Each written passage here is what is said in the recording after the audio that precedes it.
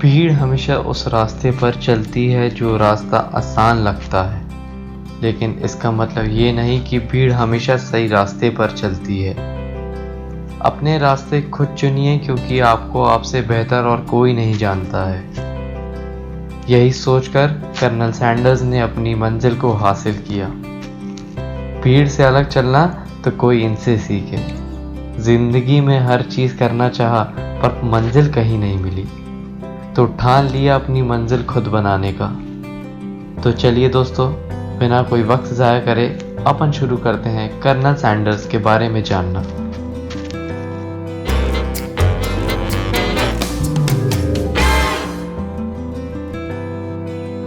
Colonel Sanders का पूरा नाम हर्लन डेविड सैंडर्स था। उनका जन्म 9 सितंबर 1890 में अमेरिका के एक छोटे से गांव हैर्नीविले में हुआ था। कर्नल सैंडर्स बहुत ही गरीब घर से थे।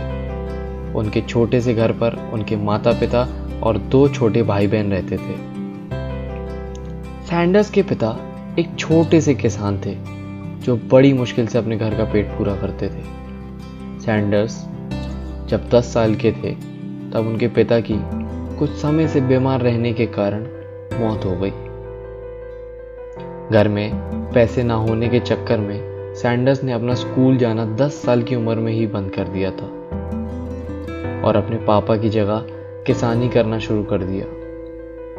सैंडर्स की मां ने घर पे पैसे की परेशानी देखते हुए कोई फैक्ट्री पर नौकरी करने का सोचा।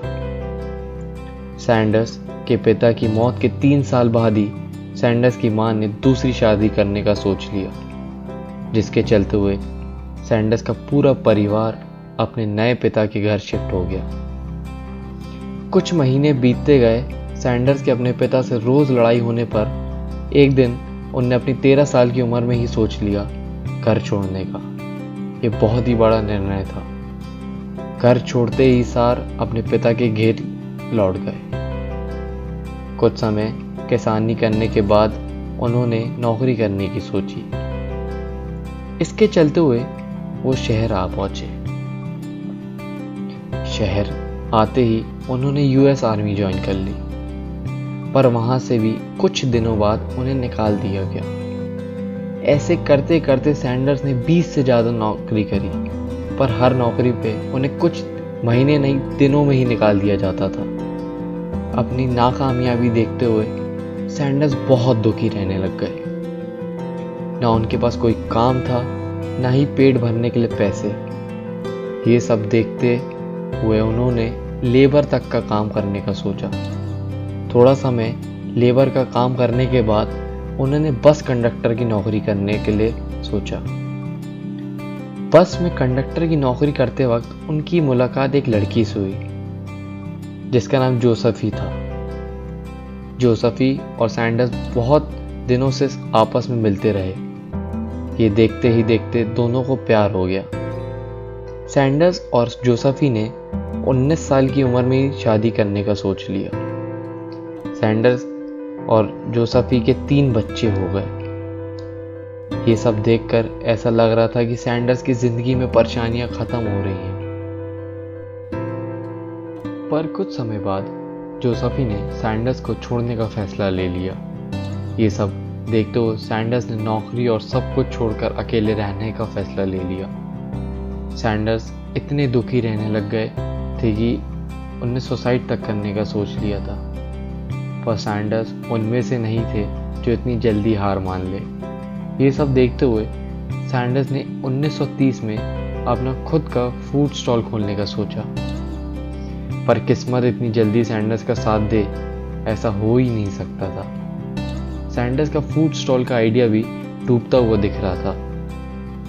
तो ये चलते देखकर सैंडर्स ने नए प्रकार का चिकन की सीक्रेट रेसिपी का आविष्कार किया, जिसका उन्होंने नाम रखा था केंटकी फ्राइड चिकन। ये रेसिपी लोगों को इतनी पसंद आने लगी कि अमेरिका की कई शहर में सैंडर्स की रेसिपी के चर्चे होने लगे। सैंडर्स को कई बड़े रेस्टोरेंट्स वालों ने रेसिपी का राज जानने के लिए बहुत पैसे ऑफर किए, पर सैंडर्स ने सारे ऑफर्स ठुकरा दिए।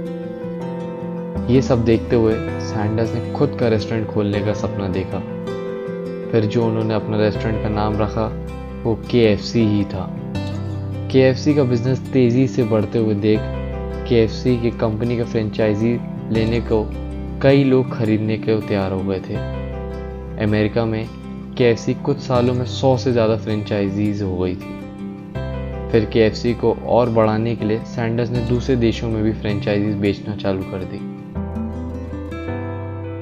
तो दोस्तों, आगे तो आप लोग जानते ही हैं आज KFC किस मुकाम में पहुंच चुका है। ऐसा दुनिया में कोई इंसान नहीं होगा जिसने KFC का नाम नहीं सुना होगा। आज दोस्तों दुनिया में KFC के 22,621 आउटलेट्स हैं। तो दोस्तों, जब हार्लन डेविड सैंडर्स इतनी कठिनाइयों के बावजूद ये सब हासिल कर सकते हैं तो आप क्यों नहीं। दोस्तों, सैंडर्स ने हमेशा एक बात कही थी जो आज भी लोग याद करते हैं, One has to remember that every failure can be a stepping stone to something better। दोस्तों, जहां लोग छोटी सी बात पर हार मान लेते हैं और अपनी किस्मत को दोष देने लगते हैं, वहां से सैंडर्स ने अपनी ज़िंदगी शुरू की थी। दोस्तों, एक चीज़ ज़िंदगी में हमेशा याद रखना, जीतने से पहले जीत, हारने से पहले हार कभी नहीं माननी चाहिए। तो चलिए दोस्तों, वीडियो को यहीं एंड करते हैं। अपना ज़रूरी समय देने के लिए बहुत बहुत शुक्रिया। वीडियो पसंद आई तो लाइक करें और कमेंट कर ज़रूर बताएं वीडियो कैसी लगी, और चैनल को सब्सक्राइब करना ना भूलें।